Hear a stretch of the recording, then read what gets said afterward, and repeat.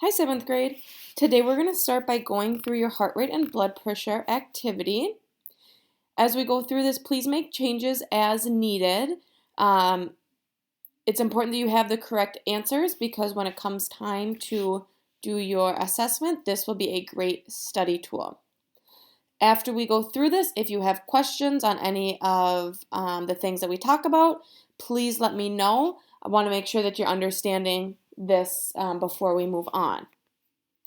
So you started by watching a video, hopefully. I know it wasn't working the morning of the first day, but if you haven't had a chance to watch it, please do.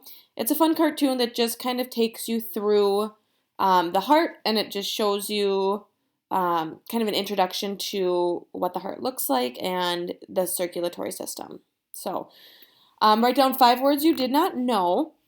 It's going to be different for everybody. Just make sure you have 5 words written down.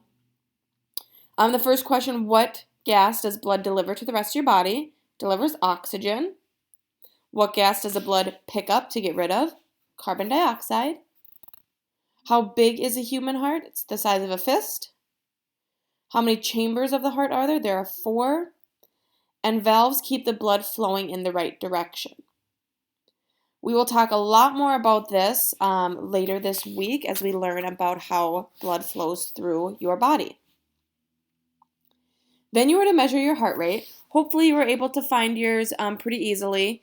Some people have an easier time than others. Some people are able to find it on their neck. Some need to use their wrist. There was a video to help you. And then the way that I had you do it was just count for 10 seconds and then multiply that by 6. Sometimes people are able to do it for a full 60 seconds, but I know at least I always get distracted. So 10 seconds is good, and then just multiply it by 6. So you should have written down your heart rate plus some of your classmates and then your average. So adding them all together and then dividing them. Then the question is, who in your group has an average heart rate? How do you know? You just list whoever has a heart rate between 60 and 100 beats per minute. And again, you know that because you know that the average heart rate is between 60 and 100 beats per minute. If you were not between 60 and 100 beats per minute, maybe think about why. If it was higher, did you just run up and down the stairs? Did you just eat? And if it was lower, are you laying in bed still? Did you just wake up? So those are some things that could have some variation. Day 2 was all about blood pressure. If we were in class, I would actually have you take your own blood pressure. And maybe some of your parents have a blood pressure cuff at home that you want to try. You could do that. But this video shows a woman taking her blood pressure, and we would have utilized all of those same steps. Making sure you don't need to go to the bathroom, sitting still for a little bit, sitting with both feet on the floor, putting your arm on the table, making sure the cuff isn't too loose. Those are just a couple of them. They gave a long list of other tips, so if you have other ones, that's okay. Just make sure you have 5. She had 3 blood pressure readings, 132/78, 130/76, and 126/74. Her average blood pressure was 129/76. When you add the top 3 numbers and then divide by 3, you actually get 129.3 repeating, but I just rounded it to 129. And then to find 76, you take these 3 numbers, add them, and then divide by 3. This is a little high because normal is anything under 120/80. So 129 is obviously a little over 120, but 76 is under 80. So the doctor probably wouldn't be too concerned about this, but it would be something to watch. Blood pressure measures the force of blood pushing against your arteries. The top number is called the systolic number, and it's when your heart is contracting. So think about pushing the blood out. So it's going to be larger because it's pushing the blood, whereas the bottom number is diastolic, and it's when your heart is at rest. So blood still is flowing through your arteries, but it doesn't have that force of pushing. Then you read this article on hypertension, which is high blood pressure. Some factors that can affect high blood pressure kidney problems, obesity, lung and heart problems, some medication. Hypertension is the force of blood pushing against, when the force of blood pushing against your arteries is too high. And what causes hypertension? Most of the time, doctors are unsure. Maybe it's genetic. It also could be from these factors above. But there are sometimes perfectly healthy people that have hypertension and just that's just the way their body works. 3 things you can do to prevent hypertension: eat healthy, exercise regularly, and don't smoke. All right, day 3 had you go to that website with the person and you had to regulate their different body functions to maintain homeostasis. So the body systems that keep your body in equilibrium are the nervous and endocrine system. This was found either in the introduction above or I think it's also in the introduction in that website. If you click like read more or about, I think it's in there. 3 examples of daily activities that affect homeostasis: eating, exercise, and sleeping. I got these 3 from when the person was stable. Then they would say something like, oh, I'm going to go exercise now. And then as they would exercise, all of their functions would change. Then you'd have to change them. And then the 5 body functions that monitor homeostasis, these are the things that you had to click like more or less on. It's heart rate, respiration rate, blood pressure, perspiration or body temp, and then blood sugar or your glucose level. These first 4, heart rate, respiration rate, blood pressure, and then body temp, those are your 4 vital signs that we have been talking about. And then the conclusion questions, you needed to use complete sentences. I just wrote a quick something so you could see what the answer was, but yours should be in complete sentences. Heart rate is measured in beats per minute. Units for blood pressure are mmHg or milligrams of mercury. Milligrams, milliliters, one of those, of mercury.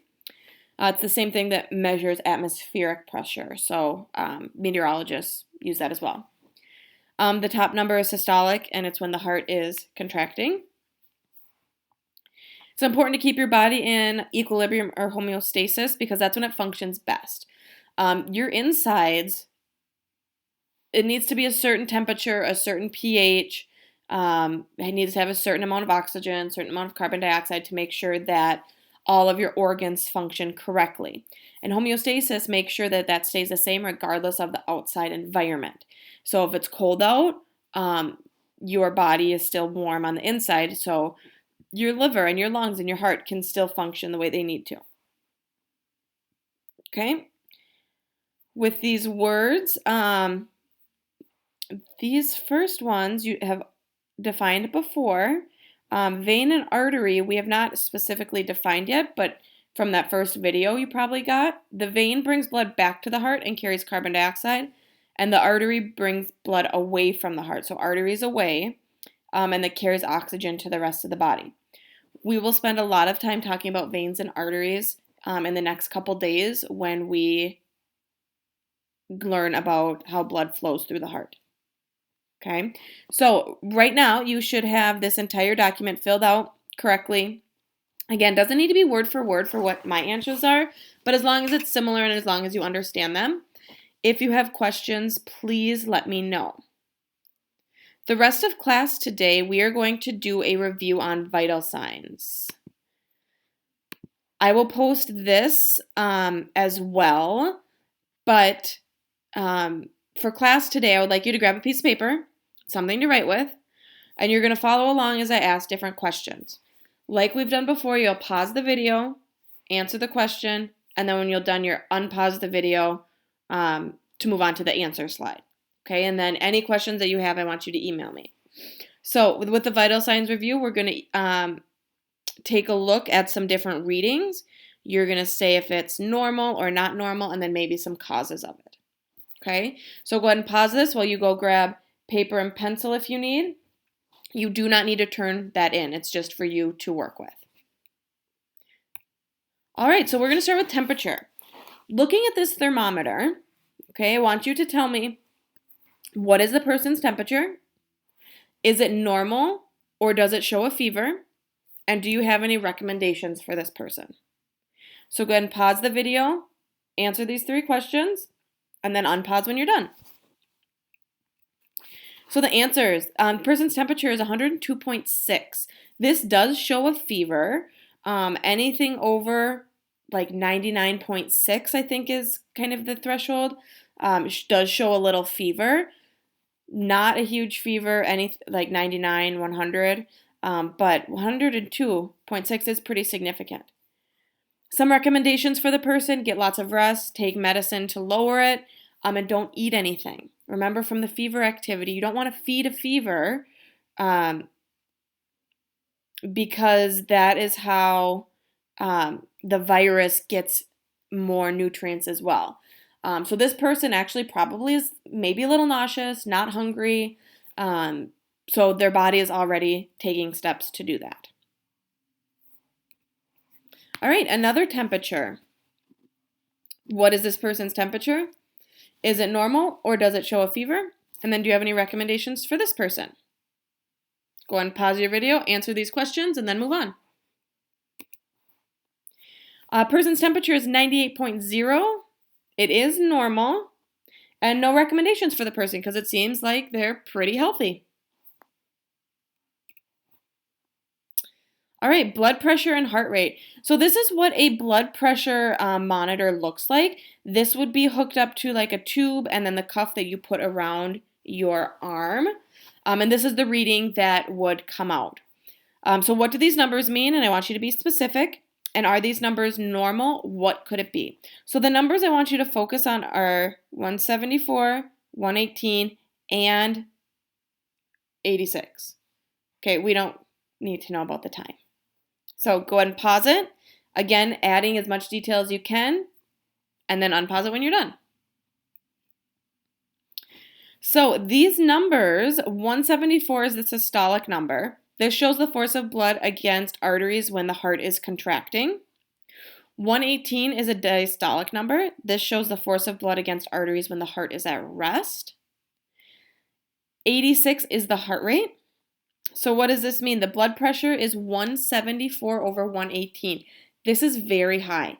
Normal is anything under 120 over, should say 80. I'll change that quick. 120 over 80. And some causes could be obesity, could be genetics, could be other heart conditions, heart, lung, kidney problems, or maybe a medicine that they're taking. The heart rate is 86 and normal, and anything between 60 and 100 beats per minute is normal. All right. Again, another blood pressure monitor. What do the numbers mean? Please be specific. Are these normal? And what could be the cause? Go ahead and pause. Make sure you're being specific, and pause when you're done. All right, so 120 is the systolic number. It shows the force of blood against arteries when the heart is contracting. Diastolic is the number that shows the force of blood against arteries when it's at rest, and that's 70. Heart rate is 63. So that means that the blood pressure is 120 over 70, and that is normal. It's actually almost like right on normal. Normal is 120 over 80, anything under that. And the cause? This person probably lives a pretty healthy lifestyle, eating well, exercising often, and not smoking. The heart rate is 63 and is normal. Anything between 60 and 100 beats per minute is normal. If you have questions on any of these, please email me. Happy to answer any of those. We are going to now, moving on the rest of the week, take what we have learned about vital signs, and we're going to start learning about the heart. So, any questions you have, please email me.